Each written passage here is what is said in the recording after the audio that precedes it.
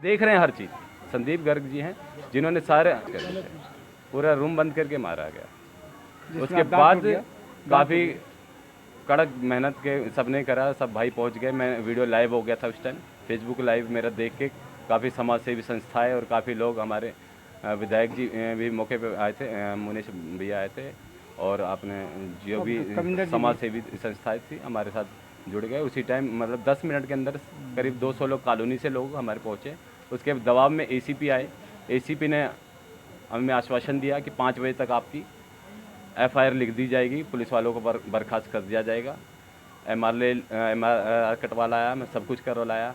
दांत आपके सामने है, मेरा सबके सामने दांत टूटा था, अभी भी दांत टूटा पड़ा है मेरा, अभी लगवाया नहीं है। उसके बाद 5 बजे का आश्वासन दिया गया कि 5 बजे तक एफआईआर लिख दी जाएगी। दूसरा थप्पड़ दांत पता नहीं अब क्या क्या लगा है, मुझे खुद अंदाज़ा नहीं कितने लोग थे, कहाँ से पीट रहे थे। फिर उसके बाद 5 बजे का आश्वासन दिया गया कि 5 बजे आप आइए, आपकी कार्रवाई कर दी जाएगी। 5 बजे हम करीब यहाँ से 50 लोग गए हैं वहाँ। 5 बजे कोई कार्रवाई नहीं मिली। हमें 2 घंटा बैठा के हमें बोल दिया गया कि डेंटिस्ट की ओपिनियन ली जाएगी। तो सर जो इंचार्ज है डब्बा के, वो 7 बजे जाके बीके और 1 घंटा में बैठा के कह रहे हैं जी डॉक्टर तो चले गए। हमें नहीं जी, हमें भी पता है डॉक्टर तो नहीं होंगे इस टाइम, आप तो बस खाना पूर्ति के लिए जा रहे हैं। 7 बजे कौन सा डॉक्टर मिलता है। फिर उसके बाद अगले दिन सीपी साहब के पास आप लोग भी पहुँचे थे, वहाँ सीपी साहब के पास पेश हुए। वहाँ उन्होंने 48 घंटे का टाइम दिया। एसीपी मुजेसर को केस ट्रांसफ़र किया गया।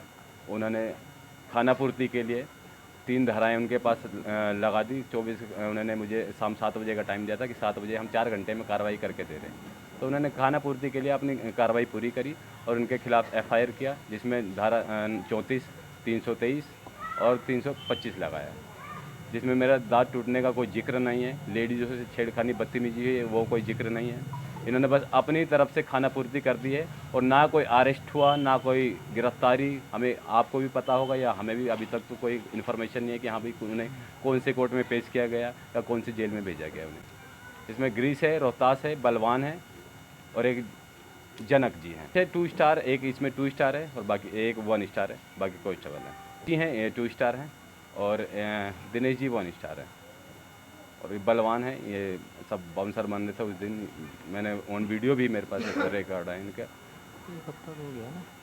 तो आज के लिए आज इसी मध्य पे हमने आप सबको इनवाइट किया था कि कम से कम आप लोगों के द्वारा इन पर दबाव दिया जाए, क्योंकि भाई मेरे पास और कोई चारा नहीं है और मैं किसी को जानता नहीं हूँ। कंप्लेंट दी है, उसके अंदर भी मेंशन है, लेकिन जो एफआईआर, इसमें एफआईआर के पीछे लिखा जाता है जो हम एप्लीकेशन देते हैं, एप्लीकेशन अलग है। उसमें जो एप्लीकेशन दी है और जो एफआईआर में वो थोड़ा अंतर है। पुलिस वालों को मारने का अंदाज भी कुछ अलग होता है कि 24 घंटे के बाद चोटें दिखती है, असर बाद में होता है। 2 दिन बुखार रहा, मैं बदन दर्द रहा मेरा, मतलब अभी तक है। जो धाराएं लगती हैं, जो मैंने कंप्लेंट दी है उसके अकॉर्डिंग लेडीज़ों को भी मारा पीटा गया, लेडीज़ों को के साथ भी बदतमीजी हुई। जो धाराएं लगती है वो लगाई जाए और जो जायज़ है, मैं नाजायज़ के लिए नहीं कह रहा, जो जायज़ हैं, जिन्होंने मेरे साथ गलत किया है सर उनके साथ गलत हो। मैं ये नहीं कहता कि किसी निर्दोष को फंसाऊंगा या किसी का नाम एक्स्ट्रा लूँगा, ऐसा हमने कभी नहीं सोचा है, ना कभी सोचेंगे।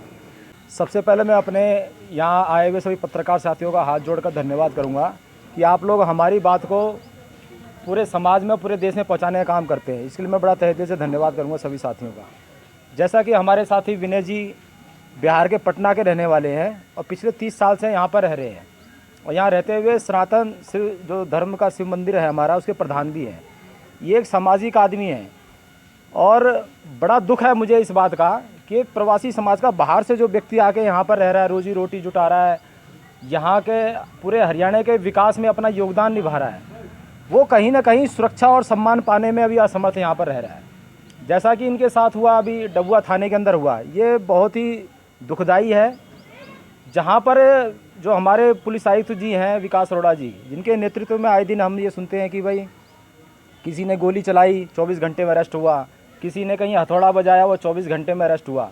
जहाँ पर पुलिस इतने अच्छे काम करती है, तारीफ़े काबिल है, वहीं पर पुलिस के कुछ आला अधिकारी जो विनय जैसे समाज सेवियों के साथ दांत तोड़ने का काम करते हैं, उनके साथ मारपीट करने का काम करते हैं, केवल इसलिए कि वो आदमी जाकर ये अपनी शिकायत देता है और वो कहता है कि भाई मुझे रिसीविंग चाहिए, तो वो ये समझ जाते हैं कि भाई ये बाहर का आदमी आके, परदेसी आदमी आके हमारे ऊपर आके हुक्म चला रहा है। क्या है, जो ये पुलिस की वर्दी मिलती है, ये एक बहुत बड़ी समाज सेवा है। बहुत ही खुशनसीब है वो लोग जिनको ये सम्मान मिलता है। लेकिन अगर उसके अंदर जहाँ अभिमान आ जाए, एक घमंड टाइप का आ जाए कि भाई ये परदेसी आदमी आके यहाँ पर हमारे सामने रिसीविंग मांग रहा है, हमसे बात कर रहा है कि जी FIR कॉपी दो, तो वो अपने आप में एक वो ले जाते हैं कि भाई हमारे सामने आके आंख दिखा रहा है।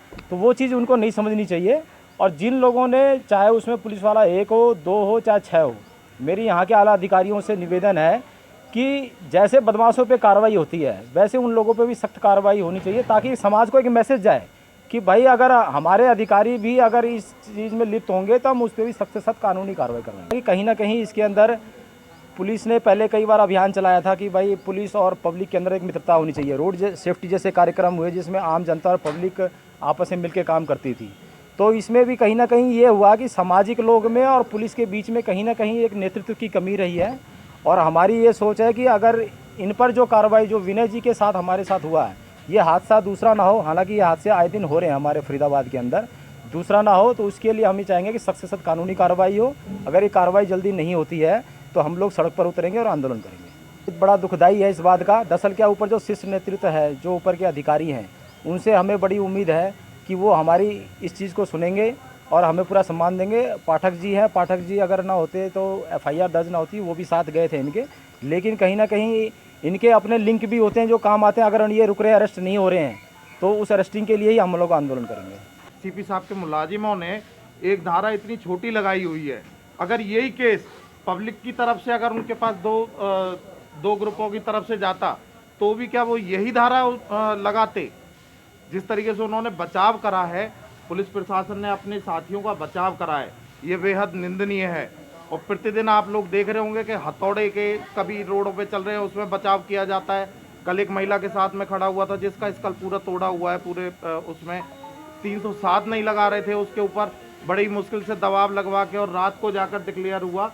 रात को 8 बजे मेरे पास फ़ोन आता है कि 307 सर लगा दी गई है। ऐसा क्या कारण है? किसका ऐसा दबाव है प्रशासन में कि ऊपर से किस ऐसे व्यक्ति का, किस नेता का ऐसा दबाव आता है कि ये लोग मतलब निष्पक्ष होकर जांच नहीं करते और इस तरीके से जो मतलब हमारे साथीगण हैं या हमारे जो आम जनता है वो इस तरीके से मतलब दर बदर भटक रही है रोडों पर।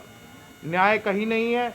चारों तरफ पूरे फरीदाबाद शहर में आतंक का साया फैला हुआ है। इस समय बेहद शर्मनाक है, निंदनीय है, और घटना बहुत निंदनीय है। और CP साहब से एक स्पष्ट रूप से आप सभी चैनल के माध्यम से मेरा एक क्वेश्चन है कि किस प्रकार वो इसमें कार्रवाई करते हैं निष्पक्ष होकर, और क्या यही धारा लगेंगी जो अभी लगाई हुई हैं या बदली जाएंगी? जैसे कल केस में 307 में 2 नंबर के इंचार्ज ने खुला चैलेंज किया कि आपकी FIR तक नहीं होने दूंगा। पास रिकॉर्डिंग भी है, उसने स्पष्ट कहा कि मैं FIR नहीं होने दूंगा। क्या CP साहब से बड़ी ताकत हो गया SHO या SI?